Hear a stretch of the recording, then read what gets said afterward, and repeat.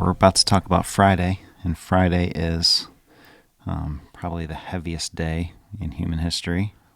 Yeah. And it's one of the few days that has an adjective attached to it, and it's good. And so quite a juxtaposition there. So Yeah. lots of events going on here too, so we'll try to move through these quickly to kind of keep the day together. Yeah. But where would we begin? I mean, we left off in the garden there, and Well, I even like your initial observation. We call it Good Friday. I actually don't know when that. Yeah, I don't know where that came from either. I was but thinking about that. It perfectly fits with Jesus' upside down kingdom, with the last being first, the first being last. Right. And actually, Dave introduced me to a new song. If people want to go listen to it, Friday's Good Because Sunday's Coming by Phil Wickham. Enjoy Okay. that. But yeah, Good Friday is jam-packed, and I'll try to rehearse some of the key events. So we'll start with the betrayal and arrest of Jesus, and that's we're talking that would be what we would consider the early hours in the morning, probably into, are we like into the 1 a.m. to 2 a.m. type stuff. So just, in our world, technically Friday.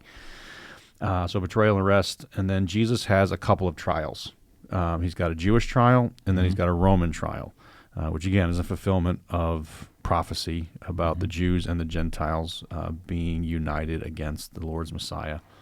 So the Jewish trial happens first. There's a couple little stages of that. He goes to Annas, then he goes to Caiaphas, and there's kind of like a final verdict of that. We'll get into that in a minute.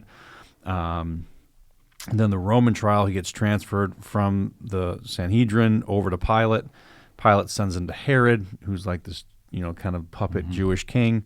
And then there's kind of a final verdict back with Herod. So then, of course, after that is the road to Golgotha, the crucifixion itself, when Jesus actually dies, basically at noon, and the sky goes dark, and then Jesus' burial.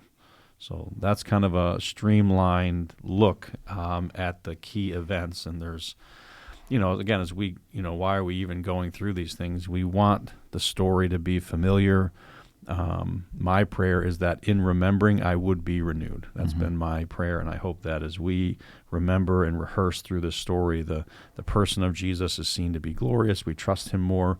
We take on his character more, become more like him. So, so let's jump back to the betrayal and arrest of Jesus. This actually is one of I say this every year, and it still is true as I was rehearsing it again. Jesus is in the garden. He's praying. We just talked about this for Thursday. His disciples have fallen asleep, and a crowd shows up. I think Matthew calls it a crowd. It's Roman soldiers. It's temple guard. It's probably Pharisees, Sadducees. It's a bunch of people, and they've come with these. It's like a mob with swords and clubs and all these things. Ready for a fight. Ready for a fight, for sure. Which is has Jesus ever shown himself like he's... Right. They shouldn't have expected one, but they end up getting one. They don't or at least one. A demonstration of and one. And maybe because Jesus has, overthrown the stuff in the temple, who knows? But they're going out there with swords and clubs, and, you got to be thinking as well, if I'm one of those guys, I'm like, he had just raised Lazarus from the dead. He'd walked on water, turned water, all these things. I'm like, man, I don't know if I want to go to this. But anyway, so they're going to arrest him. It's dark. It says specifically they have these lanterns, and Judas says, I'm going to betray the one I kiss is going to be the one who is Jesus, just so they can identify him because it's really dark. And obviously, there's just such irony in that this, the kiss of the greeting is a sign of warmth, affection, and loyalty. Loyalty is one of the key elements of that. And Jesus actually calls Judas friend. He says, "Friend, would you betray me with a kiss?" That's just so kiss of death. Yeah, so poignant to me that Jesus would call him friend. So he's identified, and then Jesus asks this question. This is my favorite moment, as I was saying. Jesus says, "Who are you looking for?" And they say, "Jesus of Nazareth." And Jesus very clearly, very boldly says, "I am he." And then it's like a huge blast of wind accompanied his statement of I am. And John says in John 18 that everybody kind of like, whoosh. If you're watching the video, I just like flew backwards, so to speak, and they all land on the ground. And so, of course, Jesus is identifying himself with a great moment in Exodus chapter 3 when Moses sees the burning bush and Yahweh, creator, covenant God, appears to Moses. And he's like, who shall I say sent me? And I am. This great self-exaltant, self-sufficiency name of God. Jesus says, I am. And then when that blast of wind, so to speak, he's identifying himself as he's identifying himself with that creator covenant God. That's who he is. And so if anyone was wondering like who was in charge in the garden, it's like we've been kind of following that thread all the way through. They're like, oh, we're not going to crucify him on Passover. It's like, well, yes, you are. Like, we're going to come out and overtake Jesus by force. No, if he didn't want to be quote unquote caught, he would not be caught. And then they all kind of gather themselves up, and it's just kind of like ironic, a little bit funny to me. Like they're all getting back situated, get their gear all on, and then Jesus says, "Who are you looking for again?" And they're like, "Jesus of Nazareth." He says, "I am he." And this time he didn't make them fall down. So, and then he says, "Let these depart." So it's like, again, who's in charge in the garden? Not those guys. So he makes sure all of his disciples can flee, which they do, and then it proceeds. So Jesus is committed to the process now. He's just gotten done praying, submitting to the Lord. He could bail at any time, and he is, willfully, not in a bad way, in a good way, obeying the Lord's command. Now, Peter does try to whip out his sword and cuts off someone's ear, and I think sometimes we miss it. Like he was trying to cut off the ear. He was going for the guy's head. He wasn't just trying to cut off the guy's ear. So he missed, of course, and cut off the guy's ear. Malchus was his name. John tells us that. And then Jesus, immediately rebukes Peter. The sword gets put away. Peter flees, and Jesus heals Malchus's ear, which, he's healing the very people who are coming to arrest him. Like this, if that's not a picture of what he's about to do, I can't imagine what would be a better picture of healing an enemy. And some scholars say that John records Malchus's name. Usually when a name gets recorded, it's because the people who are recipients of that book know that person. So most scholars believe that Malchus became a follower of Jesus, which I just think is awesome. And isn't it also a relative of his that questions Peter in the courtyard? Oh, was Doesn't it? one of this? That could be. We'll look that up when we get there. Yeah. But Jesus submits himself to an arrest. Yep. And now he submits himself to a couple of trials. Yes. So he submits himself to that's a good way of putting that, actually. The trial with Annas and Caiaphas. Caiaphas was the high priest, but Annas was the high priest before him, and there was a father-in-law, son-in-law type thing, so they kind of had this, like, a lot of influence. And so there's a couple of, it goes to Annas first, and Annas sends him to Caiaphas.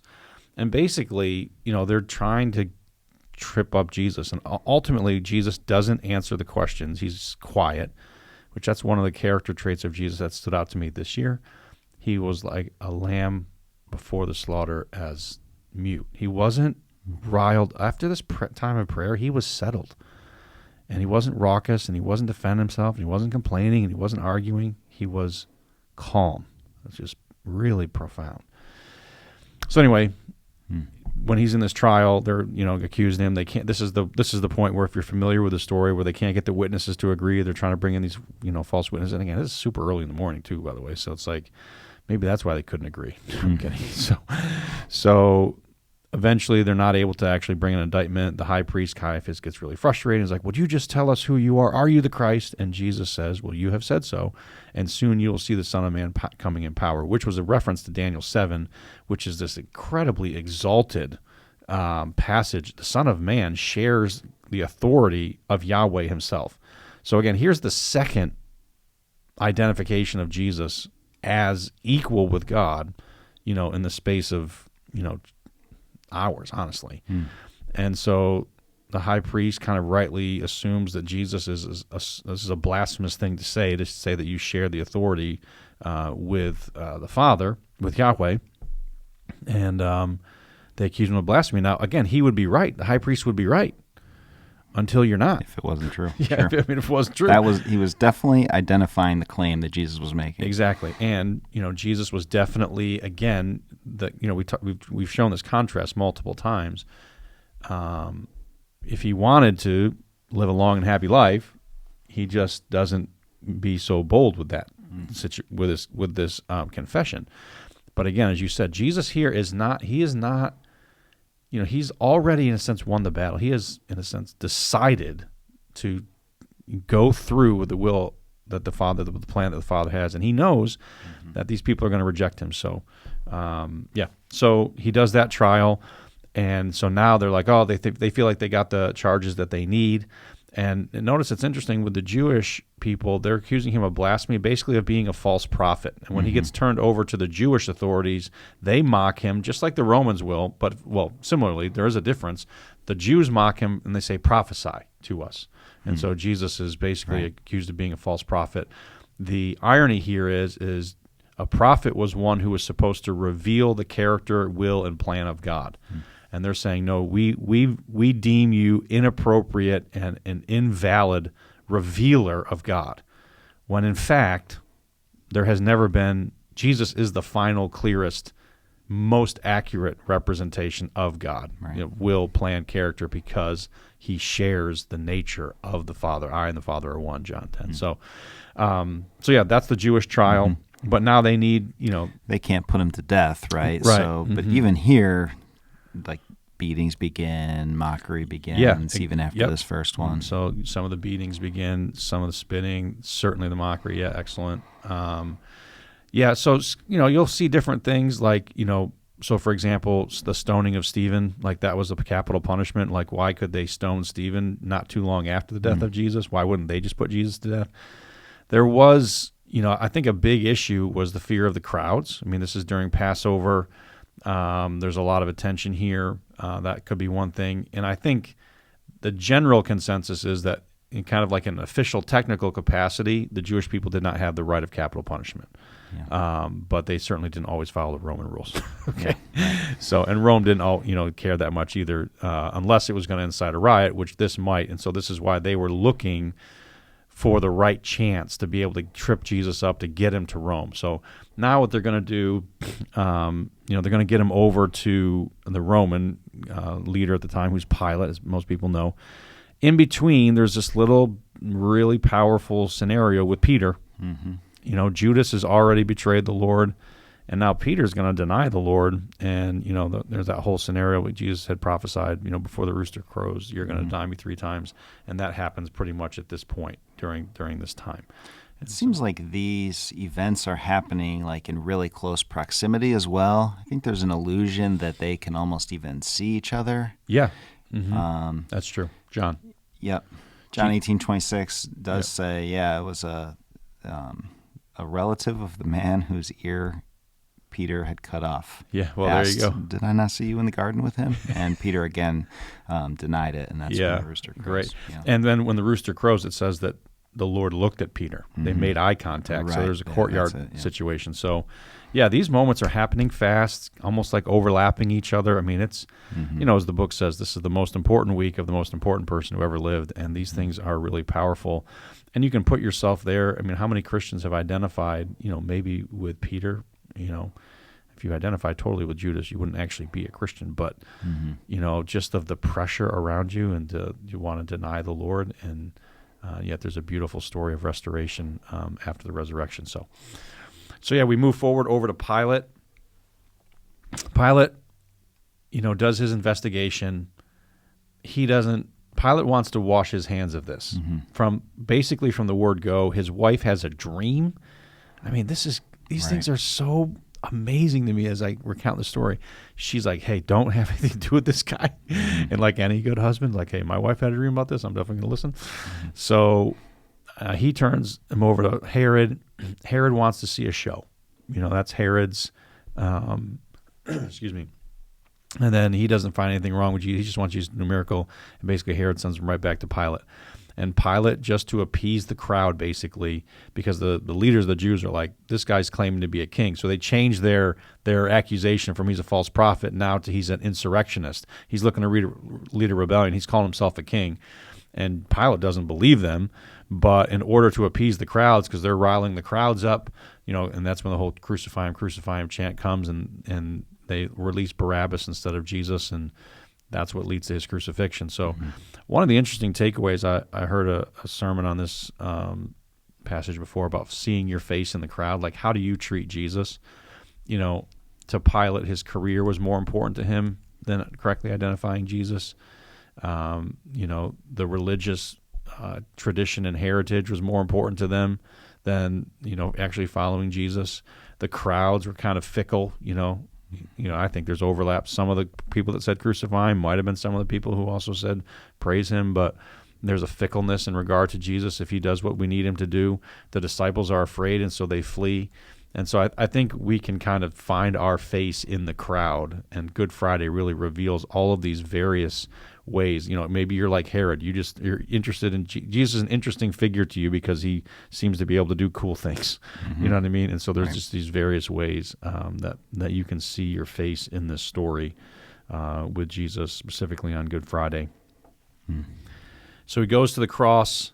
You know, Simon carries the cross for him because he's so beaten. He's been flogged, which is, you know, in fulfillment kind of Isaiah 52 that says he's marred almost beyond, you know, recognition. And there's a real heaviness and a sadness here, you know, that we need to get in touch with on a regular basis as Christians because of what was the price that was paid and the pain that's still in our world. Jesus is bearing the sin and suffering of the world in his body on the tree, 1 Peter 2. And so, yeah, it's a very heavy thing. You know, we know crucifixion was one of the most brutal forms of death. And that's what he undergoes in fulfillment of prophecy. Again, the curse is anyone who hangs on a tree. And so Jesus is bearing the curse, the cosmic curse that the Father had laid down in Genesis 3 is now being borne by his one and only Son. The sky goes black for 3 hours in the middle of the day. There's earthquake. There's resurrections, actually.